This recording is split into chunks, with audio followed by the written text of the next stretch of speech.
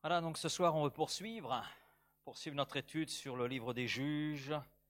Donc, comme cela est annoncé, donc c'est les chapitres 6, 7, 8. Vous les avez lus? Oui, le 6.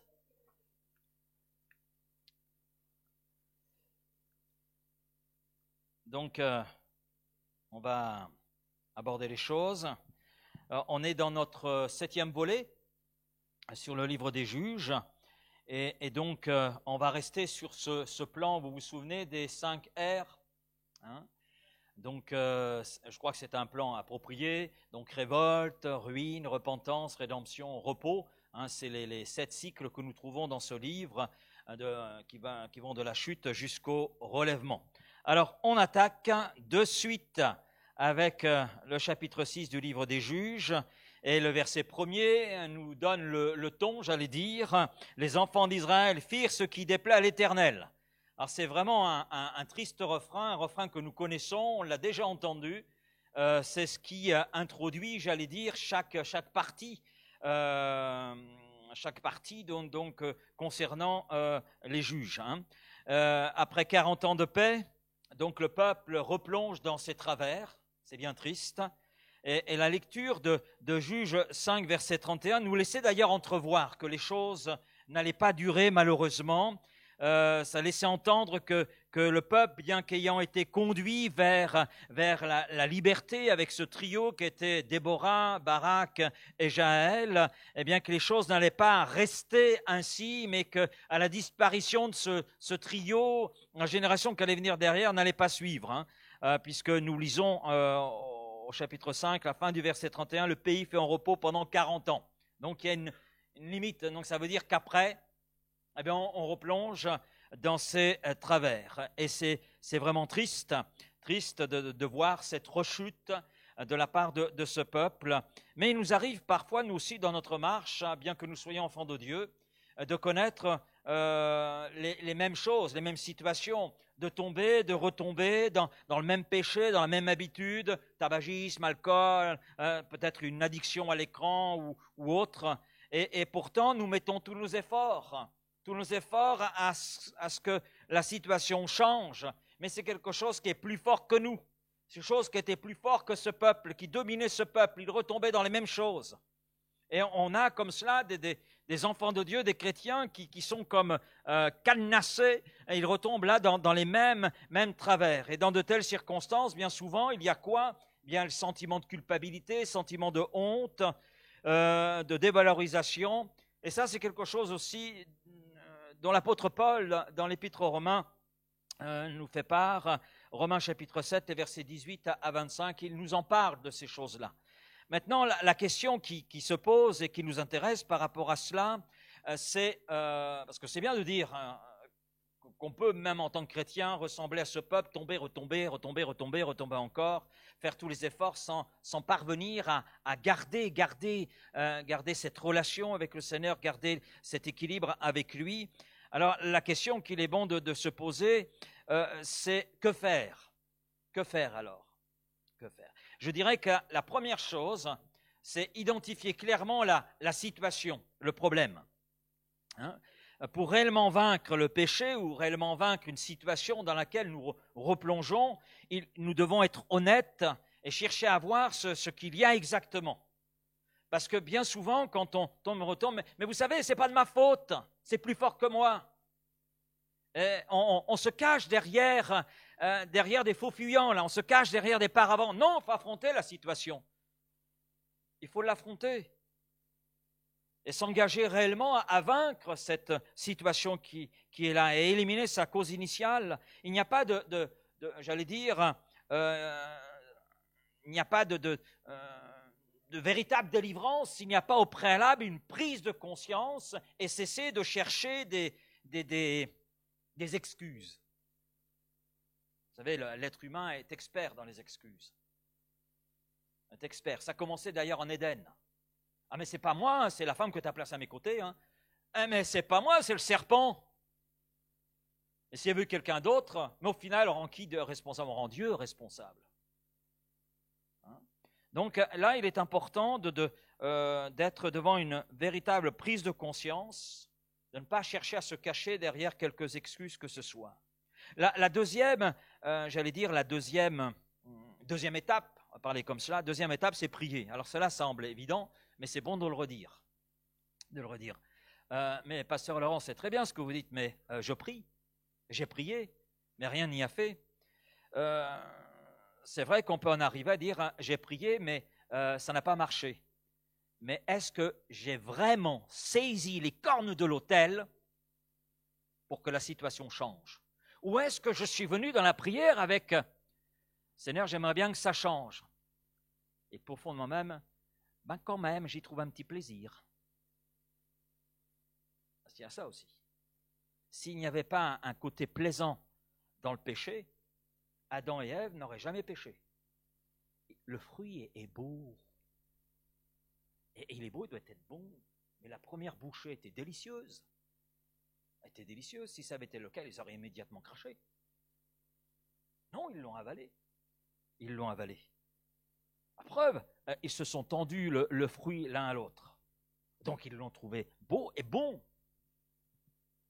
Mais quand l'arrière-goût est arrivé, ça a été autre chose. Autre chose. Et il y a ce côté de séduction dans le péché, dans nombre d'addictions. Il y a ce côté, et c'est là qu'il faut savoir identifier clairement la situation, le problème, en prendre réellement conscience de ce que ça impacte dans notre vie, et puis savoir saisir les cornes de l'autel, savoir être là devant Dieu et dire « Seigneur, c'est intolérable, je n'accepte pas cette situation, je n'y arrive pas, mais toi, tu peux tout, et je veux tout te remettre. » Et puis il faut savoir aussi être patient et vouloir vraiment obtenir de Dieu la bénédiction. Et puis, il y a une troisième étape, c'est demander de l'aide. Demander de l'aide. Alors c'est sûr que s'il n'y a pas cette prise de conscience et cette volonté de s'en sortir, il n'y aura pas de demande d'aide. Ça, c'est évident. Ah non, je ne vais surtout pas demander de l'aide. J'ai déjà honte, alors... Mais ce qu'on n'arrive pas à atteindre seul, il est possible de l'atteindre à 2 ou 3. Là, 2 ou 3 sont assemblés en mon nom, dit Jésus, s'accordent ensemble, eh bien je suis avec eux, je suis là. Je suis là pour répondre aux besoins, je suis là pour intervenir.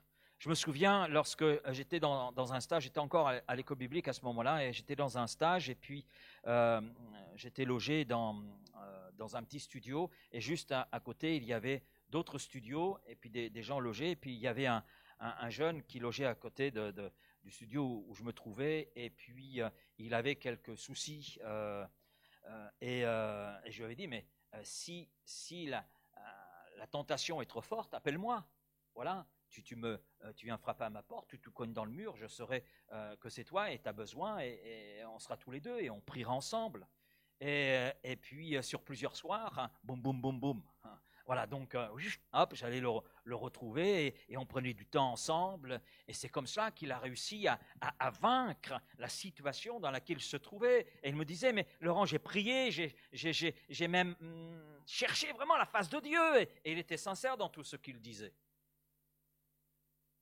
Et ensemble, on en a pu atteindre ce qui lui semblait inaccessible, la liberté.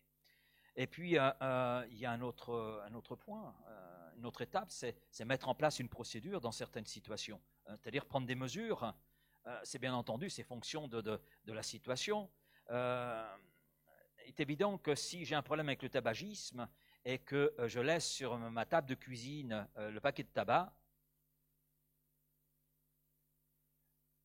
si dans ma boîte aux lettres je reçois une mauvaise nouvelle, la première chose que je vais faire, c'est me réfugier dans le paquet.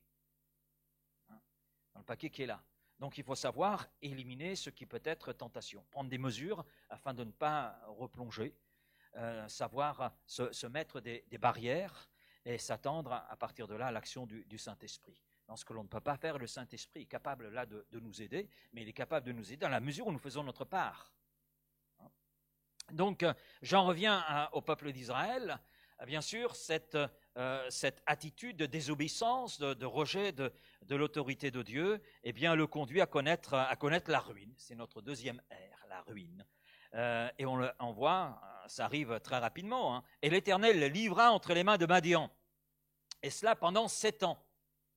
Et la main de Madian fut puissante contre Israël. Donc là, on voit très bien, il n'y a pas de laps de temps.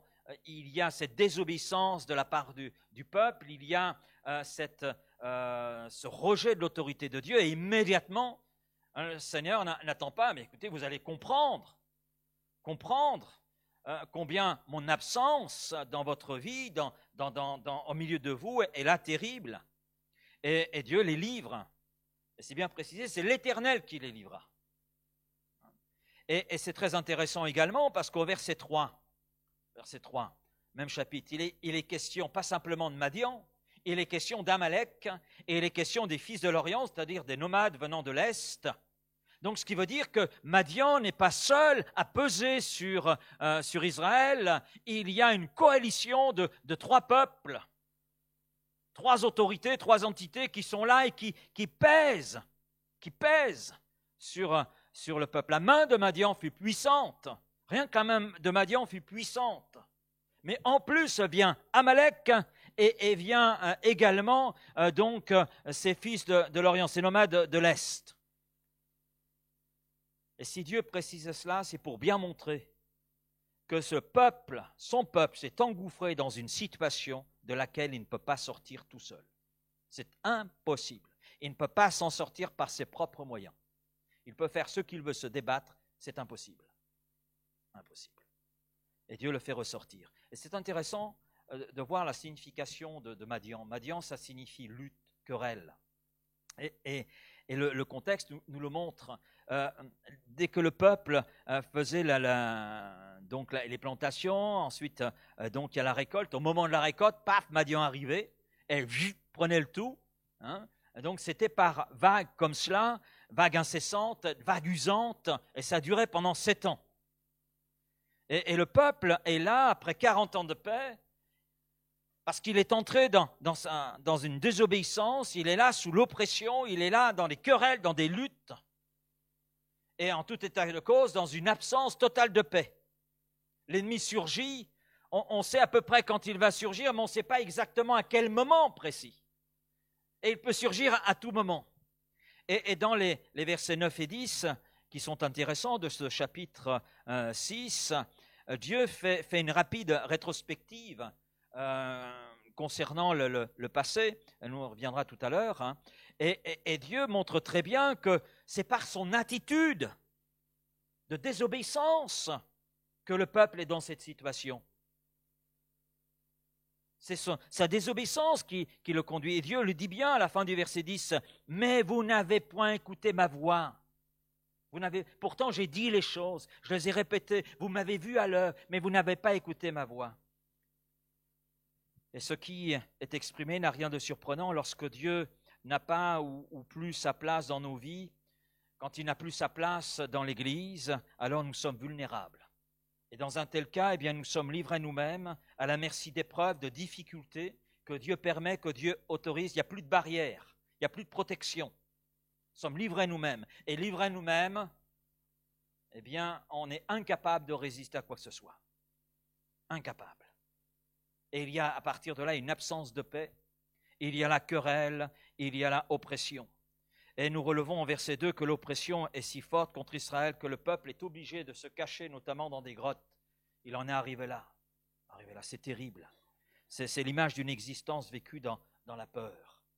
Et quand je regarde l'enfant de Dieu infidèle, eh bien il vit dans cette peur.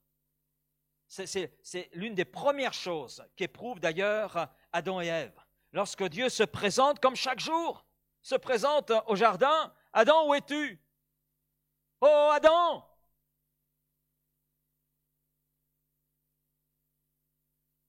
Et que répond Adam ? « J'ai eu peur. J'ai eu peur. » Eh oui, j'ai eu peur. Et l'enfant de Dieu, qui est là infidèle à Dieu, qui s'éloigne de Dieu d'une manière ou d'une autre, eh bien, il vit dans cette peur loin de Dieu et de l'Église. Il n'a plus de véritable refuge. À l'inverse de l'enfant de Dieu fidèle qui connaît des temps difficiles, qui lui bénéficie d'un refuge. Le psaume 9, verset 9, « L'Éternel est un refuge pour l'opprimé, un refuge au temps de la détresse. Ceux qui connaissent ton nom se confient en toi, car tu n'abandonnes pas ceux qui te cherchent, ô Éternel. Et puis, on regarde un petit peu, verset 4, l'oppression est terrible. Il campait en face. Il est question des ennemis. Il campait en face de lui, en face d'Israël, détruisait les productions du pays, jusque vers Gaza. Donc il y a toute une étendue là. Et ne laissait en Israël ni vivres, ni brebis, ni bœufs, ni ânes. Car ils montaient avec leurs troupeaux et leurs tentes. Ils arrivaient comme une multitude de sauterelles. La sauterelle, c'est l'image du jugement de Dieu. On retrouve cela aussi dans le livre de Joël et dans d'autres écrits. Ils étaient innombrables, eux et leurs chameaux, et ils venaient dans le pays pour le ravager. Quand on dit ravager, c'est détruire totalement. Donc on voit que cette infidélité de la part du peuple conduit à ne plus avoir de nourriture. Il est réduit à la misère. À la misère. Et le texte, verset 6, le début du verset 6 dit « Israël fut très malheureux à cause de Madian. » Il fut très malheureux. Donc plus que malheureux, c'est très malheureux. Il y a une intensité, il y a une profondeur dans cette misère. Et c'est terrible. C'est terrible. Et ça, c'est la vie de celui qui s'éloigne du Seigneur, qui s'éloigne de Dieu. Il construit une vie misérable. On le voit avec cette parabole que Jésus donne du fils cadet qui s'éloigne de la maison du Père. Il a fallu qu'il touche le fond. C'est terrible. C'est terrible. C'est une misère physique, mais c'est plus que cela. C'est aussi une misère spirituelle, parce que celui qui est la source de toute vie spirituelle, c'est Dieu. C'est Dieu. Et lorsqu'il est absent, mais c'est terrible. Et là, il y a un principe, quand on regarde bien, il y a un principe biblique qui ressort de l'attitude du peuple d'Israël. De ton obéissance dépend ta vie.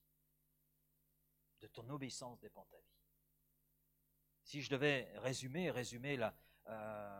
les 5 premiers livres de la Bible, la Torah, je dirais, mais le principe, il est là. De ton obéissance à Dieu dépend ta vie. Et Dieu le dit d'ailleurs à son peuple. Je place devant toi la mort et la vie, choisis la vie afin que tu vives. Et Dieu montre que, en fait, tout dépend de ton obéissance. Mais c'est encore vrai pour nous aujourd'hui. C'est encore vrai, l'obéissance vaut mieux que tous les sacrifices, dit Dieu dans 1 Samuel. L'obéissance au plus que tout. On peut être présent à toutes les réunions, on peut être là, occuper une chaise, mais s'il n'y a pas l'obéissance, c'est vide, on ressort comme si de rien n'était, rien ne se produit, rien ne change, il n'y a pas de fruit. On arrive au 3e R, on ne va pas en rester là, vous êtes d'accord? 3e R. Et Israël fut très malheureux à cause de Madian, virgule, et les enfants d'Israël crièrent à l'Éternel. C'est la profondeur de son malheur qui le conduit à crier à Dieu, qui le conduit à réaliser son état. Et parfois, il faut que l'enfant de Dieu soit dans une détresse profonde, touche le fond, touche vraiment le fond, pour réaliser qu'il est le seul responsable de l'état dans lequel il se trouve, et que la seule solution qui lui reste, eh bien, c'est crier à Dieu, afin de recevoir l'aide nécessaire. Et je suis persuadé, c'est pas dit, mais je suis persuadé, parce que ça, c'est la nature humaine, que le peuple a tout envisagé pour s'en sortir. Tout envisagé. Et si on appelait les Égyptiens, souvent comme ça qu'ils ont fait dans le passé, on a un problème, on va en Égypte, on appelle les Égyptiens. Les mauvaises alliances, en général, ça ne conduit jamais très loin. Les compromis, là. Ils ont, à mon avis, tout essayé. Mais là, ils sont au bout du bout. Seule possibilité, c'est crier. Et le verbe crier exprime justement un grand désespoir, un grand besoin, une souffrance qui est certaine et une profonde détresse. Et là, Dieu voit le cœur, la réalité du cœur de son peuple. Là, il est sincère. Il était sincère dans sa rechute, dans son éloignement, mais là, il est sincère aussi dans sa misère et dans son cri. Et là, le peuple a atteint le fond. Versets 6 et 7, et les enfants d'Israël crièrent. Lorsque les enfants d'Israël crièrent à l'Éternel, il y a une répétition qui est là. J'allais dire, dans les situations des autres juges, les autres situations que le peuple a rencontrées, il est simplement dit de crier à l'Éternel. Mais là, il y a une répétition qui est faite. ils crièrent, et les enfants d'Israël crièrent, lorsque les enfants crièrent à l'Éternel. Ça veut dire que Dieu les a laissés crier quand même. Et quelquefois, lorsqu'on touche le fond, dans certaines situations, Dieu nous laisse crier à lui. Laisse crier. On peut voir aussi la profondeur de la détresse qui peut être là et du désir que l'on a de lui. Et c'est ce qui est mis là en évidence, la profondeur de la détresse d'Israël et son ouverture de cœur pour recevoir de la part de Dieu. Est-ce qu'on peut crier sans vouloir que Dieu intervienne, hein? Sors-moi de la situation, mais fais que rien ne change. Là, Dieu nous laisse, hein? Il nous laisse. Et à partir du moment où on réalise les choses en profondeur, eh bien, oui, Dieu répond alors à un appel. Alors on voit le 4e R, c'est la rédemption. Et là, la rédemption est tout à fait différente de ce que l'on a vu dans les récits précédents, puisqu'il y a des étapes. Tout d'abord, Dieu envoie un prophète. Qui est-il? Quel est son nom? Rien ne nous est dit, mais peu importe.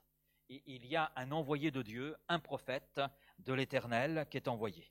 L'Éternel envoya un prophète aux enfants d'Israël. Et ce prophète envoyé vers les enfants d'Israël rappelle quelques-unes des œuvres de Dieu au milieu de son peuple.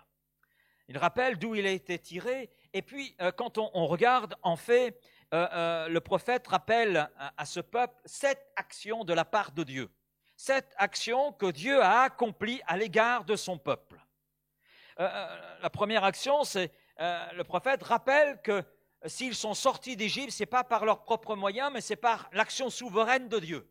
C'est l'Éternel qui les a fait sortir d'Égypte. Mais il en est de même pour nous, si nous sommes sortis de l'emprise du péché, l'emprise des ténèbres, ce n'est pas par nos propres moyens, ce n'est pas par nos propres œuvres, mais c'est parce que Dieu a donné son Fils Jésus, le libérateur. Ensuite, il les a fait quitter la maison de l'esclavage. Il en est de même pour nous. On n'est plus enfant de ténèbres, on est enfant de la lumière. Amen. Il nous a mis sur son ferme rocher. On n'est plus esclave, on est enfant. Et puis, Dieu rappelle un 3e point, il les a délivrés de la domination des Égyptiens et de tous ceux qui les opprimaient. Mais c'est la même chose aussi pour nous. Dieu nous a libérés de Satan, amen. Dieu nous a libérés du péché, il nous a libérés des œuvres de la chair. Il nous a rendus libres. Il nous a affranchis, rendus libres. Et puis, on voit qu'il a chassé les ennemis de devant le peuple. Il leur a donné un pays. Nous aussi, on a un pays. Oui. Nous sommes citoyens du royaume des cieux. Nous ne sommes que voyageurs ici-bas. Que voyageurs. Désolé, vous avez de magnifiques villas, vous avez beaucoup investi, vous investissez encore beaucoup dans vos villas. Mais je suis désolé, tout ça, vous allez le laisser. Tout ça, vous allez le laisser. Quelquefois, on peut même se poser la question, Seigneur, ai-je passé autant de temps pour ta maison que j'en ai passé pour ma villa? Bon, ça, c'est un autre sujet. C'est pas mon sujet ce soir. Mais des fois, on a un tel attachement aux choses matérielles que l'on oublie que ce sont des choses matérielles qu'on va devoir laisser. C'est vrai, on prend tellement soin pour les choses matérielles qu'on a l'impression qu'on va les garder pour l'éternité. Je suis désolé, non. Désolé pour votre super villa et la piscine, la clim, il n'y en aura pas besoin dans la gloire. Hein? Ah oui, c'est bon de réfléchir quelquefois à cela. Hein. Je ne dis pas qu'il ne faut pas avoir de villa, attention. Il ne faut pas se méprendre dans ce que je dis, mais on peut s'interroger. Et puis, Dieu leur dit qu'il était l'Éternel, qu'il était leur Dieu. Rappelle l'alliance qu'il a faite avec eux, et qu'ils ont scellée, qu'ils ont acceptée. Et Dieu a scellé une alliance avec nous. Et on a signé. Lorsque nous sommes passés par les eaux du baptême, nous avons signé cette alliance avec notre Dieu. Et puis, Dieu leur dit également, un 7e point, de ne pas craindre les dieux amoréens. Ils n'avaient rien à craindre. C'est vrai que nous aussi, tant qu'on est dans la main de Dieu, on n'a rien à craindre. Qu'est-ce qui peut nous en ravir? Qu'est-ce qui peut nous en ravir? Rien. tant qu'on est dans la main de Dieu, qui peut se permettre de nous ravir de la main de Dieu? Nous-mêmes. Nous-mêmes. Et personne d'autre. Il n'y a que nous. Il n'y a que nous qui sortons dans la main de Dieu. Ce n'est pas Dieu qui va nous en faire sortir. Et puis, au final, verset 10, que dit Dieu? Au lieu de considérer toutes ces choses, vous ne m'avez pas écouté. Vous ne m'avez pas écouté. Je crois qu'il est bon, même pour nous aujourd'hui, de se rappeler d'où Dieu nous a tirés. Et je crois que si nous le perdons de vue, Dieu, dans nos infidélités, saura par son esprit nous rappeler les choses. Je me souviens, j'ai peut-être raconté déjà, George Muller, lorsque c'est le père des orphelinats de Bristol, en Angleterre, une œuvre de foi, donc il recueillait les orphelins. Et puis, lorsqu'un orphelin arrivait dans un orphelinat de George Muller, parce qu'il en a ouvert un, puis après un deuxième, puis aujourd'hui, ces orphelinats n'existent plus, ça a été transformé en école. Hein. Mais il y a toujours cette empreinte de George Muller, de sa foi, encore sur cette ville de Bristol. Alors, lorsqu'un enfant arrivait, il le prenait en photo, dans l'état dans lequel il arrivait. Et l'enfant grandissait, etc. Et s'il apprenait que l'un de ses pensionnaires se targuait de quoi que ce soit, eh bien, il allait le trouver avec la photo, en lui disant « Regarde mon garçon, voilà ce que tu étais. Souviens-toi de ça. Ce que tu es aujourd'hui, tu le dois à la grâce de Dieu. » Et je crois que Dieu, quelquefois, fait de même avec nous, non? Je crois que c'est bon qu'il le fasse. On est tellement enclin à s'enorgueillir, à s'attribuer des choses. Ça, mais... C'est moi qui ai fait tout ça. Hein? Ah, mais s'il y a 10 personnes qui se sont converties cette année, mais c'est grâce à moi. Hein? Comme si on était capable de convaincre quelqu'un de pécher. Non, franchement. Le cœur de l'homme est terrible. Hein? Je voyais un jeune plus petit que Mbappé, beaucoup plus large que Mbappé. Hein? Donc, vous savez, Mbappé, c'est l'idole des jeunes Français, donc footballeur. Et il avait le maillot de l'équipe de France et il avait derrière Mbappé. Et vous savez, dans les matchs de foot, j'ai imaginé ce garçon un instant, match de foot, l'équipe de France gagne, allez la France. Et en général, quand les supporters sont interviewés, ils disent quoi? Nous avons gagné. Nous avons gagné. Voilà. Vous n'avez pas remarqué cela? Hein? Quand Marseille gagne, les supporters marseillais, nous avons gagné. Paris est derrière. Pas cette année. C'est Marseille derrière, Paris devant. Bon, désolé. Voilà. On voit les supporters s'attribuer la victoire. Vous avez remarqué quand il y a la défaite? Ils ont perdu. Ah oui, on s'attribue la gloire. Mais quand il y a la défaite, c'est les autres. C'est très significatif, hein. Mais quelquefois dans le peuple de Dieu, on retrouve cela. La preuve en est, on l'a sous nos yeux avec le peuple d'Israël. C'est la première étape. Dieu envoie un prophète. La deuxième étape, verset 11. Puis vint l'ange de l'Éternel, le malach Yahvé, et il s'assit sous le térébinthe d'Ophra. Donc après un prophète, dont on ignore qui il est, un homme plein d'humilité, parce qu'il accepte que son nom ne soit pas cité. Amen. Eh bien, Dieu envoie pas un ange, c'est plus qu'un ange, c'est l'ange de l'Éternel. C'est l'ange de l'Éternel qui intervient. Et nous savons, l'ange de l'Éternel, c'est Christ avant son incarnation. Je ne veux pas revenir sur ce sujet, revoir les vidéos sur la Trinité ou vos notes, et vous pourrez revoir tout cela. D'ailleurs, au verset 14, il est dit, l'Éternel se tourna vers lui et dit. Hein? Verset 16, l'Éternel répondit. Verset 18, et l'Éternel dit. Donc, on voit que l'ange de l'Éternel est au même niveau que Dieu lui-même. Il est Dieu. Parce que l'ange de l'Éternel, c'est le Seigneur, notre Seigneur, avant son incarnation. Alors que fait l'ange de l'Éternel? Eh bien, l'ange de l'Éternel, verset 11, il appelle. Il appelle quelqu'un, il appelle Gédéon. Il appelle Gédéon à devenir juge sur le peuple de Dieu, sur le peuple d'Israël. Alors, je vous donne un petit exercice pour la semaine. D'accord? Voilà, un exercice très simple, mais très, très intéressant, vous allez vous enrichir.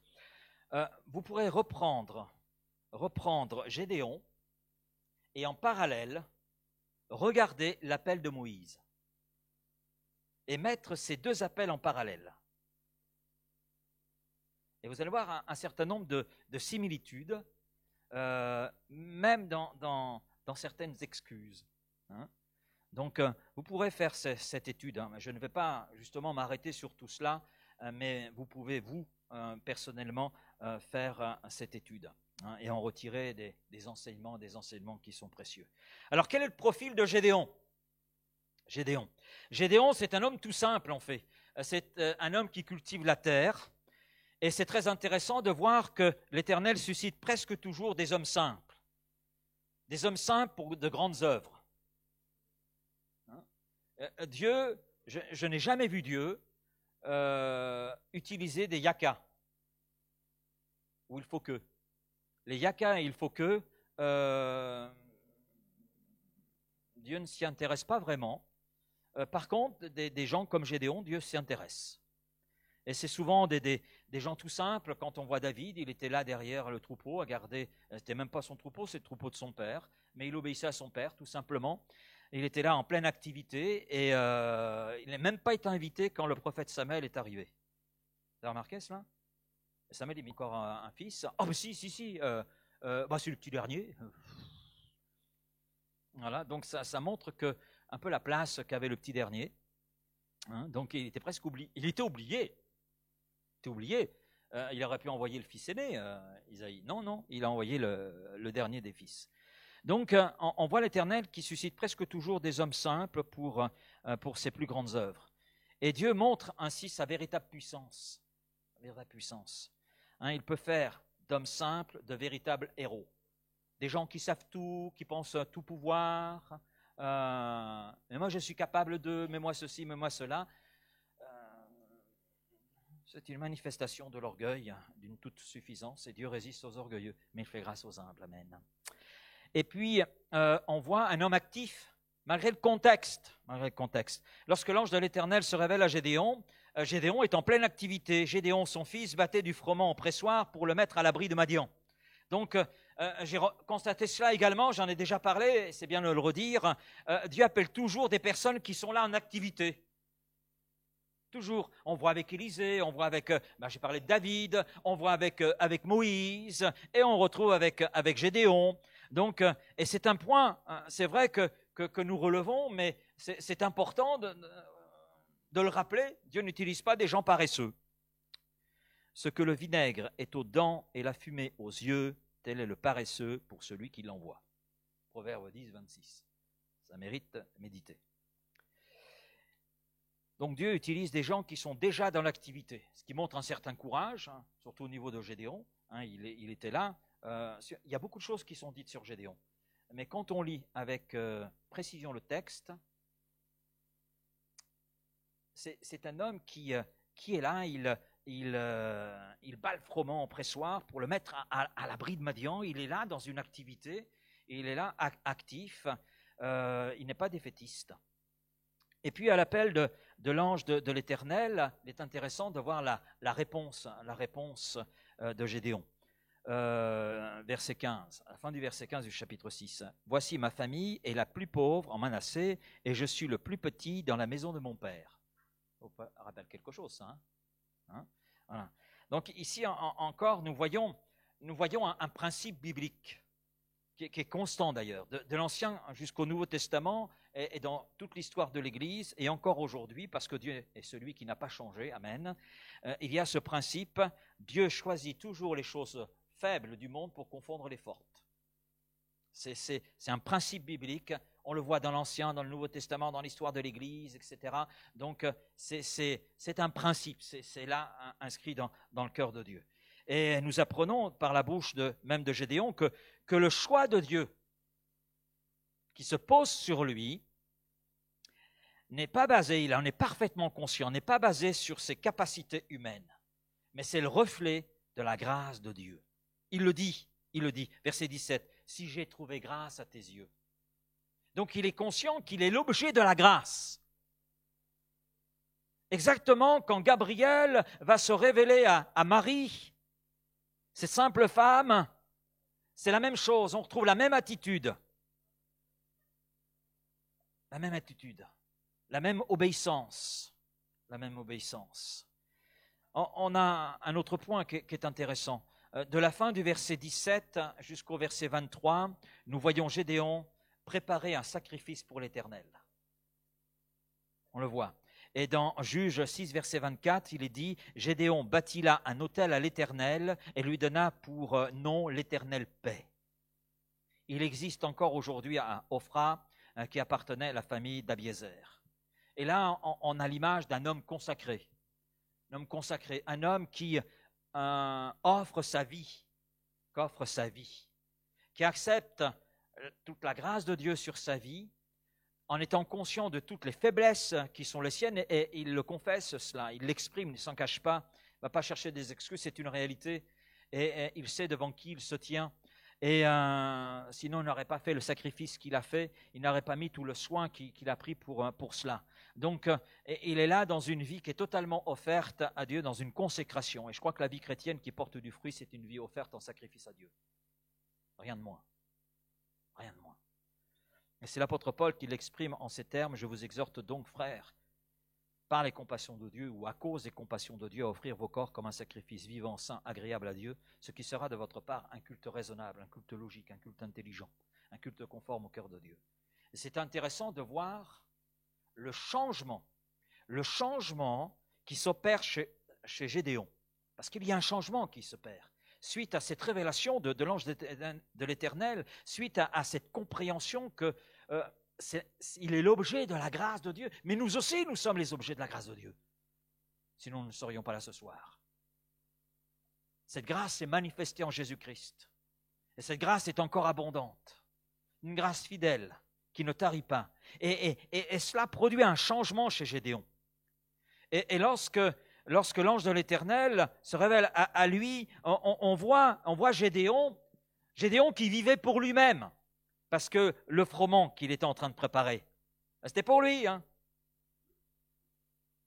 C'est pour son estomac, c'est pour sa petite famille. C'est un homme qui était concentré sur lui, à cause de tout le contexte qu'il y avait. Et là, suite à cette grâce qui se manifeste, dont il est l'objet, il devient juge. Pas pour lui, pas pour sa petite famille, mais pour le peuple. Pour le peuple. Pour le peuple. Il devient juge en Israël. Et il sort de ses limites, des limites qu'il a placées dans sa vie. Il sort de sa grotte, là.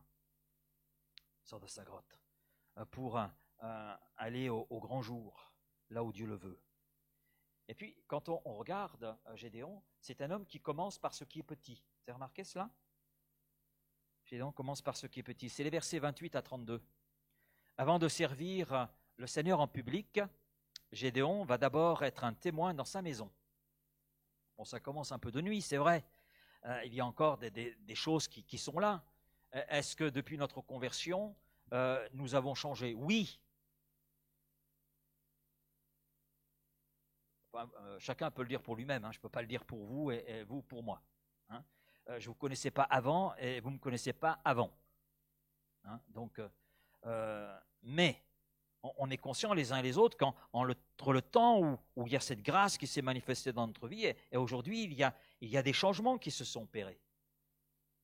Est-ce qu'ils se sont opérés tout de suite ? Non. Ça a mis le temps. Ça a mis le temps. Et ce n'est pas fini. Amen. Je suis tout seul à dire Amen. Oui, parce que vous pensez que j'ai peut-être besoin plus de changements que vous. Peut-être. C'est possible. Mais j'accepte que le Seigneur me change encore, et je sais qu'il n'en a pas fini avec moi. Parce que comme vous l'avez constaté, je ne suis pas parfait. Mais ce qui me rassure, c'est que je suis aussi dans une église imparfaite. Ah oui, vous me rejoignez dans mes imperfections aussi. Hein? Donc on n'est pas seul. Voilà, merci Seigneur pour ta grâce, oui. Mais la révélation de l'ange de l'Éternel va bouleverser toute son existence. Il entre dans une existence qui est maintenant centrée sur Dieu. Et ça, il commence par sa maison. Et c'est un ordre des choses tout à fait logique. Et le récit nous montre que dans sa maison, ça n'a pas été facile. Hein. Ça n'a pas été facile. Parce que son obéissance, sa consécration, l'a conduit à prendre une position à l'encontre de ce qui était en vigueur dans sa propre famille. Il a renversé l'autel de Baal, qui signifie maître, possesseur, et il a abattu le pieu sacré qui était là au milieu de la famille, qui était là même au milieu de son village. Hein, était là. Il a abattu ce pieu sacré. Et suite à son acte, d'ailleurs, il est surnommé Jérubaal. Jérubaal. Ça veut dire Baal se venge ou que Baal combatte. Hein, c'est ce que ça veut dire. Mais il a fallu quand même l'intervention du papa. Hein, s'il n'y avait pas l'intervention du papa, je pense que Gédéon aurait passé un sale quart d'heure. Mais je pense que Dieu l'aurait gardé. Hein, parce que Dieu avait un plan qu'il soit juge en Israël, donc ça ne passait pas à ce moment-là par la mort. Hein, donc, et je pense que Gédéon était conscient de cette réalité. Comment Dieu allait agir, il ne le savait pas, mais Dieu a agi par l'intermédiaire de son Père. Donc ça a commencé comme cela. Et là, nous pouvons en retirer quelques instructions pratiques. Hein. Avant d'aller loin, il faut servir auprès. Je me souviens d'un jeune qui m'a dit, moi je suis appelé pour travailler loin, à l'étranger. Je dis, c'est bien, commence ici. Donc, les premiers chrétiens, d'ailleurs, c'est très intéressant, dans Acte 2, vous serez mes témoins à Jérusalem. Il faut commencer là où vous êtes. Là où vous êtes. Et on ne peut pas prétendre à aller ailleurs que si on ne commence pas par là où nous sommes. Donc l'endroit où ils étaient à Jérusalem, ils ont commencé là. Le Seigneur les a conduits. En plus, les concernés, ils ont trouvé que c'était bien. C'était tellement bien qu'ils avaient envie d'y rester. Il a fallu que le Seigneur les bouscule un petit peu. Il a fallu qu'il y ait une persécution pour qu'ils aillent plus loin. On retrouve un peu ça, hein, sans aller à Jérusalem. On retrouve un peu ça quelquefois dans certaines églises. On est bien, petit troupeau, etc. Il y a quelqu'un d'ailleurs qui a écrit il y a quelques années, je crois que c'est un pasteur qui est aujourd'hui auprès du Seigneur, c'est M. Comtesse, qui a écrit le syndrome du petit troupeau. Hein. Donc, et il montre des témoignages d'églises qui ne souhaitaient pas être plus que ce qu'ils pouvaient être. Ben non, on est très bien ensemble. C'est super, ensemble. Plus, non. Des gens qu'on ne connaît pas. Hein. Et en fait, c'est ce qui s'est un peu passé à Jérusalem. Ah, le cœur de l'homme. Seigneur, heureusement tu es là pour le transformer. Deuxième leçon, c'est avant de voir grand, il faut regarder à ce qui est petit. Et être fidèle dans ce qui est petit afin que Dieu nous confie plus grand. C'est important, quelquefois on voit grand. On voit grand. Mais il faut commencer par ce qui est petit, ce qui est là autour de nous. Et puis il est souvent plus facile de servir les étrangers que de servir dans sa propre famille. C'était le cas pour Jésus, pas simplement pour Gédéon, mais c'était le cas aussi pour Jésus. Et il l'exprime, un prophète n'est méprisé que dans sa patrie et dans sa maison. Matthieu 13, 57. Et il a prononcé donc ces paroles alors que sa famille ne croyait pas en lui, remettait en doute qui il était, disait même qu'il était hors de sens. Ils ont fait fort quand même. Hein. Et puis à Nazareth, quand il a commencé son ministère, il était mais c'est le fils de Joseph, hein, l'artisan là, celui qui travaille le bois là. Qu'est-ce qu'il veut nous apprendre encore celui-là? Hein, c'était leur réaction, ils n'ont pas écouté Jésus et ils le considéraient comme cela. C'est pour cela que le texte nous dit là il ne put faire que peu de miracles. Et cela à cause de leur incrédulité. Et puis nous relevons un point important. Enfin, ça me semble important. Nous relevons que Gédéon, il était prêt dans sa consécration à Dieu, dans son obéissance à Dieu, à perdre l'affection de sa famille et de tous les siens. Il était prêt à cela. Parce que abattre l'autel de sa famille, abattre le pieu sacré, c'est sûr qu'il y avait tous les ingrédients pour que Gédéon soit rejeté par les siens. Et il a accepté cela. Et c'est quelquefois en courant des risques de perdre l'affection des nôtres, en affirmant notre foi, que nous les gagnerons. C'est jamais à travers les compromis. Ça, c'est un principe biblique. Et puis, il y a un élément important. Gédéon a été revêtu du Saint-Esprit. Verset 34. Gédéon fut revêtu de l'Esprit de l'Éternel. Le Saint-Esprit est donné à ceux qui obéissent à sa parole, à ceux qui consacrent leur vie.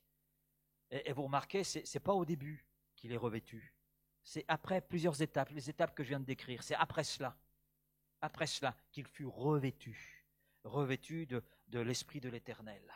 Parce qu'il a franchi dans son cœur et dans sa relation avec Dieu différentes étapes qui ont conduit Dieu à le remplir, à le revêtir.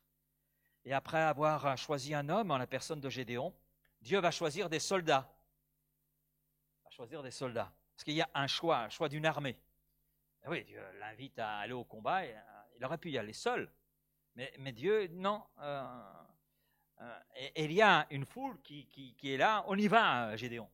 Dieu dit, ça ne se passe pas comme ça.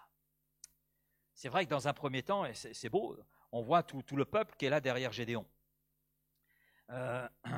L'Éternel dit à Gédéon, le peuple que tu as avec toi est trop nombreux. Merci Seigneur, il y a du monde derrière Gédéon. Prêt à l'accompagner. Mais Dieu dit, stop. Ils sont trop nombreux pour que je livre Madian entre les mains de ce peuple. Parce qu'il pourrait en tirer gloire contre moi et dire, c'est moi, tu vois Dieu, heureusement j'étais là pour le boulot. Donc on voit la connaissance que Dieu pouvait avoir là de son peuple. Il connaissait les motivations des uns et des autres. Dieu connaît le cœur de son peuple. Et le but n'est pas que le peuple se glorifie d'une victoire qui ne lui appartient pas, mais que le peuple comprenne que Dieu est le Dieu de victoire et que c'est lui et lui seul, et à lui seul, que doit revenir la gloire, la reconnaissance. Alors Dieu indique à Gédéon un processus, on ne va pas s'arrêter dessus, on y reviendra à un autre moment, et il ressort finalement qu'il reste 300 hommes, 300 soldats. 300 sont retenus. Alors ça fait vraiment léger. Oui, ça fait léger. Là, la première chose que je vois, c'est que c'est un combat complètement déséquilibré. Alors voilà, complètement déséquilibré. Et le texte nous le montre. Hein. Nous avons dans un camp 300 hommes, avec à leur tête un cultivateur. Ah oui, il faut se rappeler de qui est Gédéon. Gédéon n'est pas un militaire. Hein. Donc c'est un cultivateur, un homme de la terre. Et puis de l'autre, on a une coalition. Et oui, Madian est toujours là, Amalek est toujours avec lui, et les fils de l'Orient sont toujours là aussi.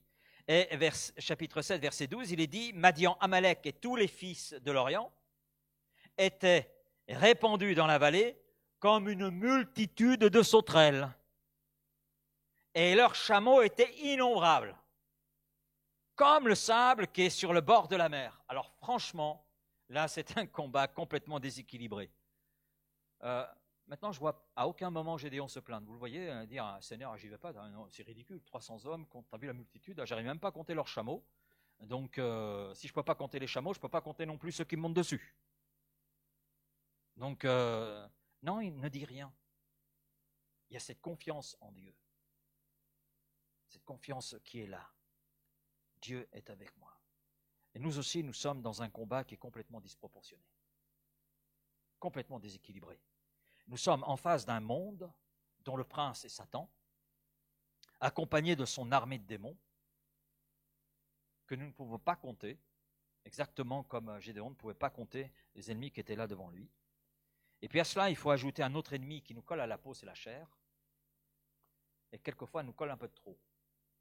Colle un peu de trop. Hein. Elle rejame parfois. Elle veut prendre le dessus sur nous, et elle y arrive si nous ne veillons pas d'ailleurs. Maintenant, non seulement le combat est complètement déséquilibré, mais vous avez vu l'armement? Non, mais c'est ridicule. Ridicule. Je ne sais pas si vous seriez, vous, partis au combat avec ces armes-là. Les armes, Dieu dit, des trompettes, des cruches vides, des récipiendaires, voilà, et des torches. À vue humaine, c'est complètement insensé. Alors, un combat déséquilibré, voilà, des armes inappropriées, bon, ça fait quand même pas mal. Mais vous remarquez que Gédéon ne dit toujours rien. Toujours rien. Et que dit la Bible finalement? Elle nous dit que nous n'avons pas à combattre avec des armes charnelles, mais avec des armes spirituelles. Les armes du monde ne sont pas nos armes. C'est les armes de Dieu, des armes spirituelles. 2 Corinthiens 10,4. Regardons de plus près ces armes. Ces armes. Premières armes, c'est premier groupe d'armes, les trompettes. Les trompettes. Mais qu'est-ce que ça peut représenter les trompettes? Les trompettes, c'est l'image de la parole de Dieu. Vous allez me dire, mais d'où sort ça? Eh bien, si on regarde le chapitre 7 et verset 20, parlant des trompettes, le peuple dit les épées. Les épées. L'épée, le Gédéon. Donc, chapitre 7, verset 20. Donc, en parlant des trompettes. Mais quand on regarde, oui, c'est une image de la parole de Dieu, cette épée à double tranchant, ça c'est notre arme. Amen. L'arme avec laquelle nous devons combattre. Et la parole de Dieu qui est vécue dans nos vies, elle donne un son mélodieux qui plaît à Dieu. Amen. Un son d'une trompette dans lequel il y a le souffle du Saint-Esprit, qui répand un son qui vient réjouir le cœur de Dieu. Et un son qui s'entend très loin puisque ça s'entend jusque dans la gloire. Amen. Et 1 Corinthiens chapitre 1er verset 21, car puisque le monde avec sa sagesse n'a point connu Dieu, dans la sagesse de Dieu, il a plu à Dieu de sauver les croyants par la folie de la prédication. Amen. La prédication, c'est la proclamation de ce qui est écrit dans la parole de Dieu. Amen. C'est ça la prédication. C'est pas prêcher des idées, des conceptions humaines, non. C'est prendre appui sur ce que Dieu dit, transmettre ce que Dieu dit. Les cruches vides. D'après vous, ça représente quoi? Attention à ce que vous dites. Mais bon, ça va, je ne suis pas susceptible. Eh bien, les cruches, c'est vous et moi. Oui, c'est vous et moi. Puisque nous sommes des vases de terre, comme c'est écrit là, sous vos yeux, 2 Corinthiens 4, 7. Nous sommes des cruches vides. Cruches vides de façon naturelle, mais le Seigneur nous remplit. Amen. Voilà. Mais nous sommes des vases de terre. Et c'est vrai qu'une cruche en elle-même n'a aucune valeur, c'est vrai. Hein. Ça n'a aucune valeur, une cruche. Ce qui donne de la valeur à une cruche, c'est ce qu'elle contient. Ce qu'elle contient. Et dans la cruche, les soldats, remarquez bien le texte, les soldats mettent la torche en feu. Le feu est dans la cruche.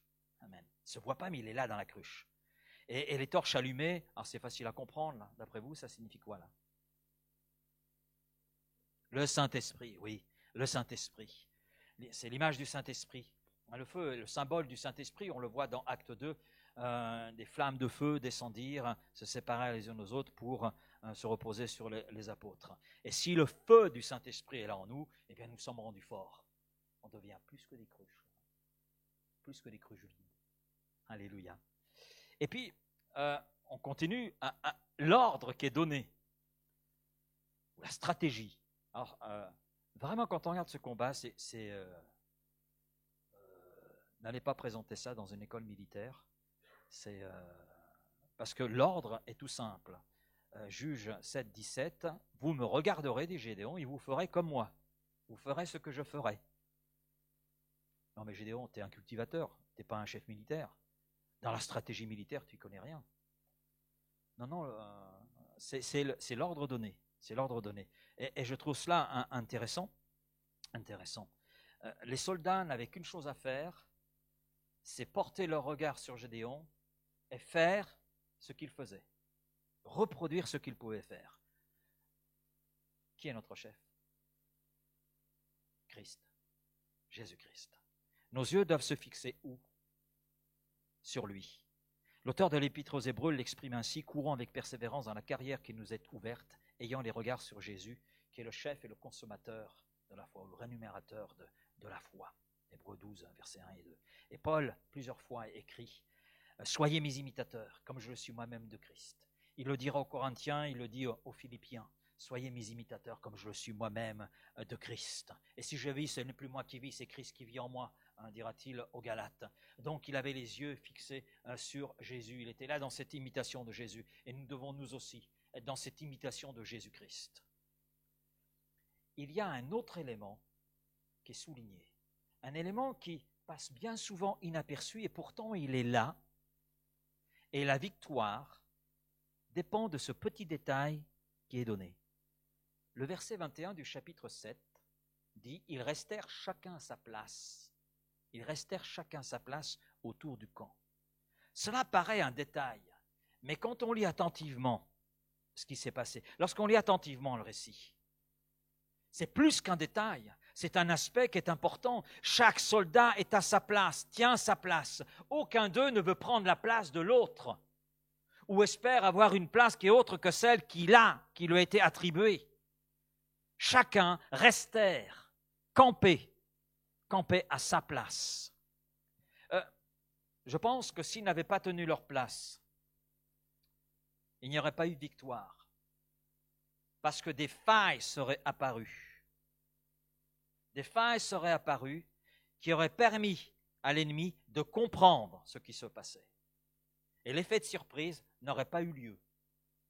Et l'impression que l'ennemi avait, à ce moment-là, il n'aurait pas eu.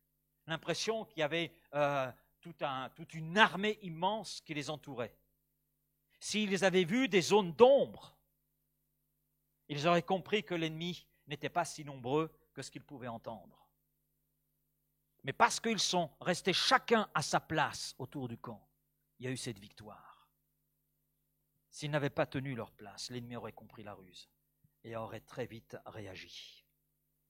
Et lorsque nous regardons les choses à notre niveau, en relation avec notre temps, l'instruction de Dieu qui nous est là donnée est toute simple. Et je crois que le même principe est là vrai dans l'Église. Si chacun tient sa place, à savoir la place que Dieu lui donne, en relation avec le ou les ministères donc qui sont donnés à l'Église, pour conduire son Église, la victoire est assurée. Je vais vous dire quelque chose. Prenez-le avec simplicité. Mais c'est bon. Je crois que nombre de problèmes agitant l'Église à travers les siècles et agitant l'Église aujourd'hui, c'est qu'ils ne sont pas derrière les ministères dons, c'est-à-dire les ministères que Dieu a levés et a donnés à son Église. J'en veux pour preuve ce que l'apôtre Paul dit: ils se donneront une foule de docteurs. Donc ça veut dire qu'aujourd'hui, le peuple de Dieu veut des pasteurs à leur image. C'est plus à l'image de Dieu. Ce n'est même plus une église à l'image de Dieu, c'est je veux l'église que j'ai envie d'avoir. Je veux le pasteur que j'ai envie d'avoir.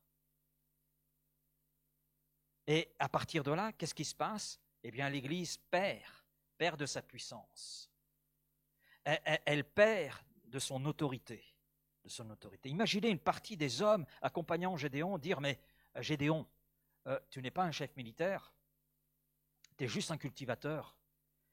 Quelqu'un qui a vécu pour toi-même, tu t'es caché dans ta grotte, tu as abattu ton froment. À vrai dire, ils faisaient tous pareil. Donc,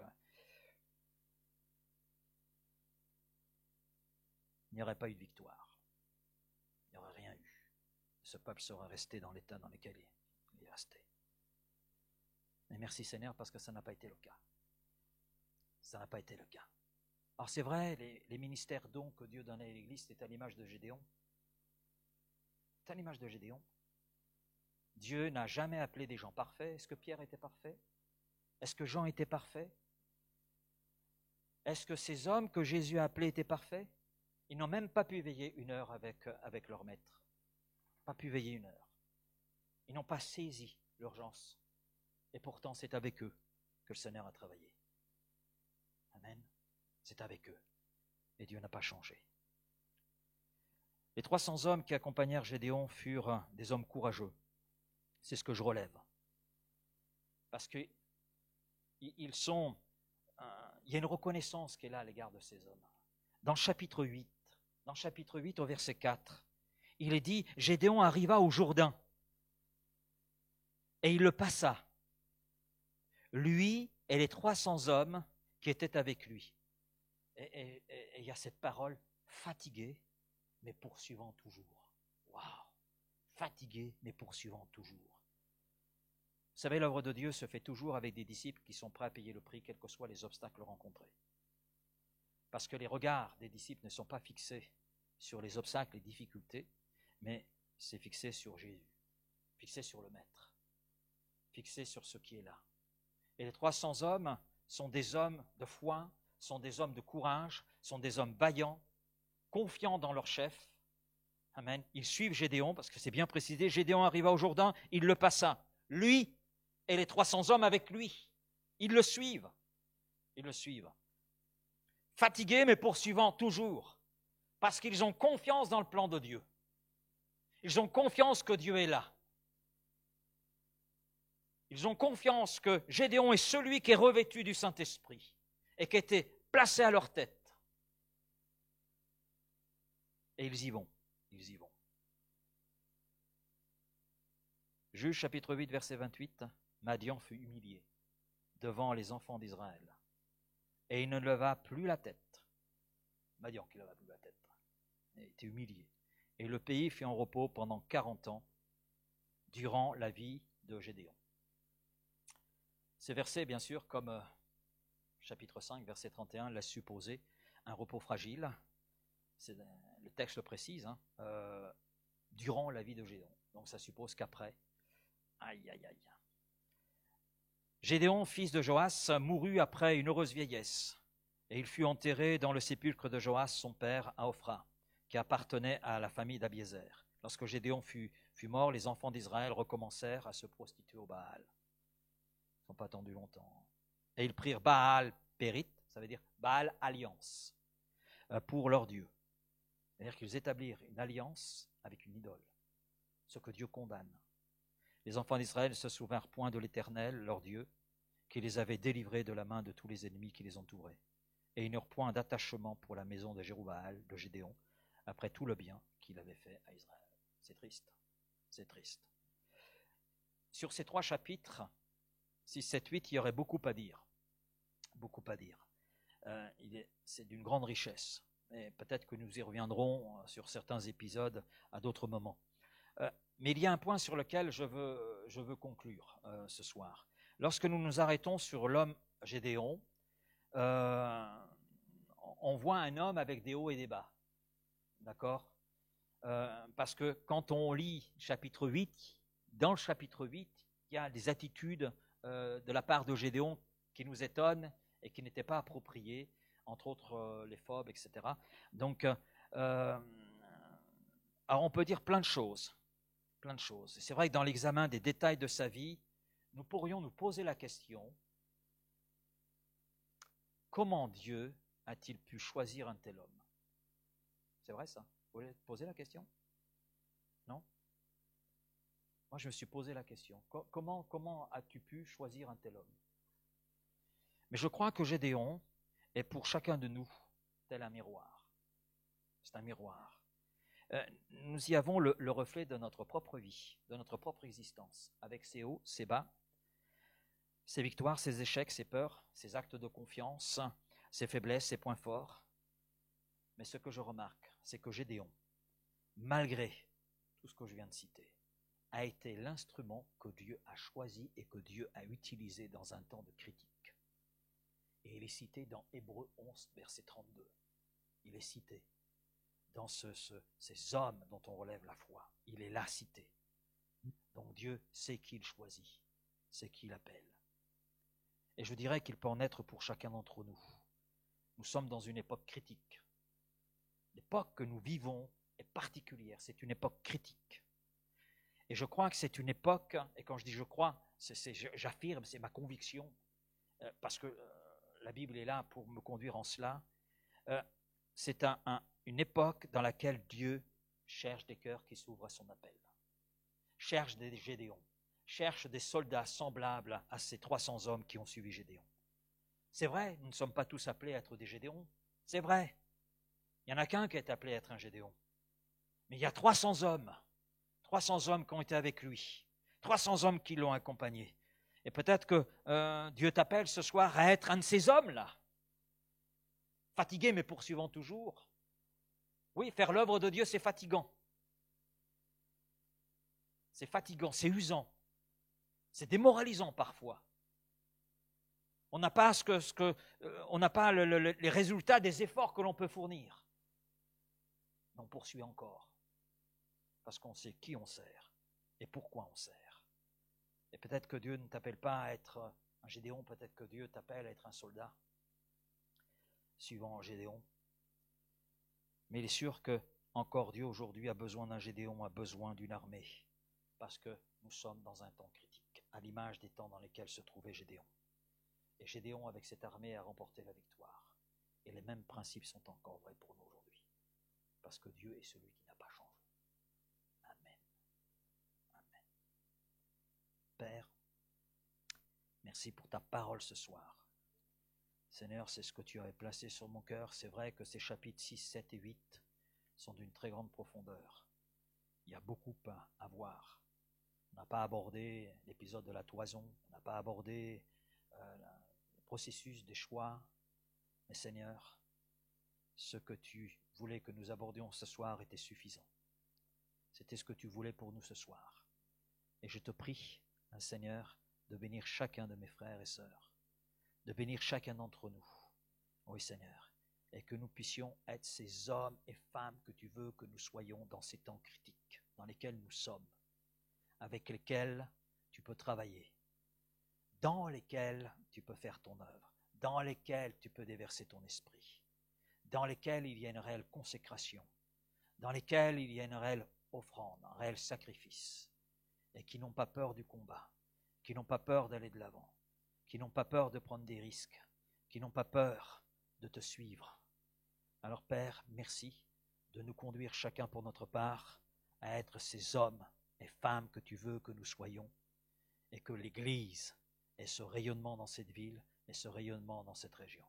Père, merci, Seigneur, parce que tu cherches de tels hommes et de telles femmes encore aujourd'hui. Et Seigneur, on voit là toute ta grâce et toute ta bonté.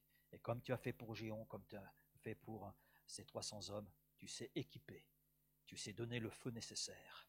Oui, remplir ces cruches que nous sommes, ces vases de terre que nous sommes, les remplir de ton esprit, les revêtir de la puissance du Saint-Esprit, de la plénitude du Saint-Esprit, pour être capable d'affronter les ennemis qui sont là devant nous, Seigneur. Alors merci de tout ce que tu veux faire en chacun, en chacune.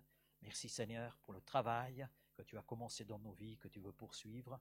Et dans ce travail, tu veux te glorifier et être glorifié.